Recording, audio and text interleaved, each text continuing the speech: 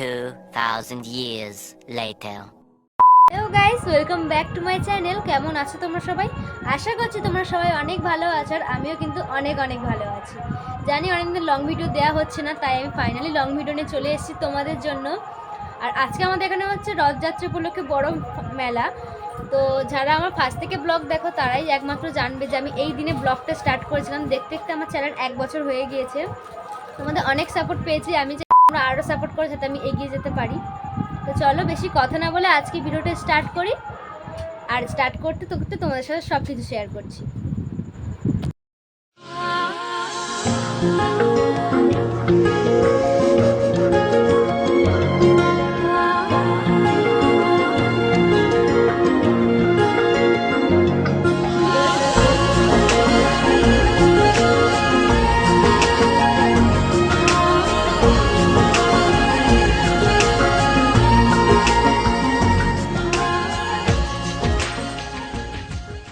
তোমাদের তো ছোটো ছোটো ক্লিপ করে দেখিয়ে দিলাম যে আমি কী কী রেখেছি। এবার চলো তোমাদের সাথে মেলার এই জিনিসগুলো শেয়ার করি যে কী কী দোকান বসেছে আর কী কী জিনিস এসছে এবছর।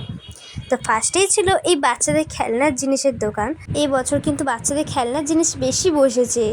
আর এই দেখো, যেতে যেতে আমার একটা ছোট্ট কৃষ্ণর সাথে দেখা হয়ে গেল মেলাতে। প্রথমেই বলে দিই, যারা আমার চ্যানেল নতুন আছো তারা কিন্তু সাবস্ক্রাইবটা অবশ্যই করবে। আর আমি তো সবসময় একটা কথাই বলি, যদি আমার ভিডিও ভালো লাগে তাহলে কিন্তু অবশ্যই কমেন্ট করবে, আর লাইক তো তোমরা অবশ্যই করছো। পরেই দেখো না, আমার মায়ের মেলায় আসতে না আসতে সামনে একটা বিশাল বড় ব্যাগের দোকান বসেছে। ফার্স্টে সেখানে চলে গেল, গিয়েই বলছে এই ব্যাগটা খুব ভালো লাগছে, এইটাই কিনবো। মানে বাঙালি মায়ের আমি এটা বুঝি না, মানে ব্যাগের দোকান, কাপ প্লেটের সেট, এইসবের দোকানের দিকে এত কেনই, মানে কিনতেই হবে সেখান থেকে একটা না একটা জিনিস। তো যাই হোক, বাড়ির সামনে মেলা বলে কথা, কিনবো তো অনেক কিছুই জিনিস। পরেই দেখতে পেলাম মেয়েদের দুর্বলতা সব থেকে, মানে এই দোকানটা। এখানে না অনেক কিউট কিউট সব হেয়ার ক্লিপ, ইয়াররিংস, তারপর নানান মানে খুব সুন্দর সুন্দর জিনিস ছিল এখানে। তোমরা কমেন্ট করে জানো কার কার এরকম দুর্বলতা আছে, এই রকম দোকানে গেলেই সব কিছু কিনতে ইচ্ছে হয়। আমার তো বিশ্বাস করো, মনে হচ্ছিলো সব দোকানটা আমি পুরো নিয়ে বাড়িতে চলে যাই সব জিনিসগুলো কিনে। এত কিউট লাগছিল না, বলে বোঝাতে পারবো না। আর পরেই বলো না, এটা ছেড়ে কোনটা দেখবো মেলাতে, মানে এত সুন্দর কিউট কিউট এই পুতুলগুলো এসেছিলো না। আমার একটা সব থেকে মানে কিউট লেগেছে একটা বিড়াল, মানে ওটা আমি কিনবো ভেবেছিলাম। এটা এত কিউট লাগছিল না, কি বলবো। কিন্তু এখন এটা সোজা রথ বলে না, একটু এক্সট্রা দাম নিচ্ছে।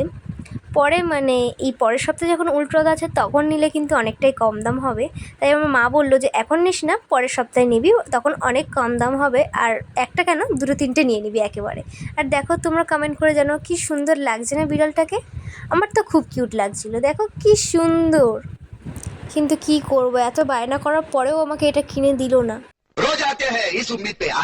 চলো এইসব বাদ দাও, আমরা পুরো মেলাটা ঘুরে দেখি।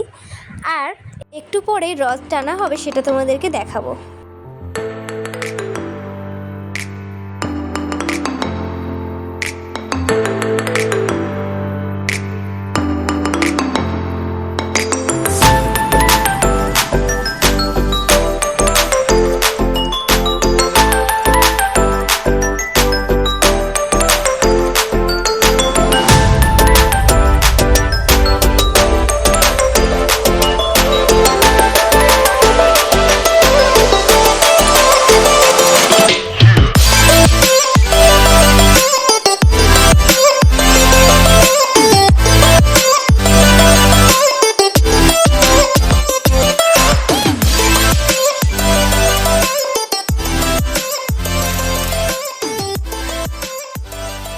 চলো আজকে ভিডিওটা আমি এখানে এন্ড করছি, কারণ ব্লগটা আমি আজ বেশি বড় করব না। তো তোমাদের সাথে আমার খুব তাড়াতাড়ি দেখা হচ্ছে, আর তোমরা এই লাস্ট ক্লিপটা মিউজিকের সাথে এনজয় করতে করতে দেখো। তো আজকের জন্য টাটা, সবাই ভালো থেকো, সুস্থ থেকো, আর সবাইকে জানাই শুভ রথযাত্রা।